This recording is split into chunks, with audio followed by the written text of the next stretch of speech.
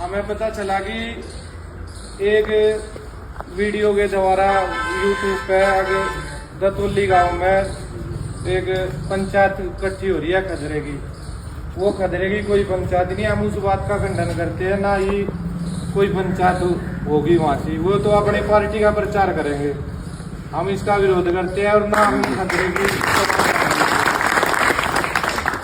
दूसरी बात यह है, हमारे शाहपुर गांव से ब्लॉक समिति सदस्य है और गसोली गांव से बहुत ही शरीफ परिवार से दोनों बच्चे हैं और आज तक उन पर कोई आरोप नहीं है। वे कीड़ी मारने तक की हिम्मत नहीं उनकी।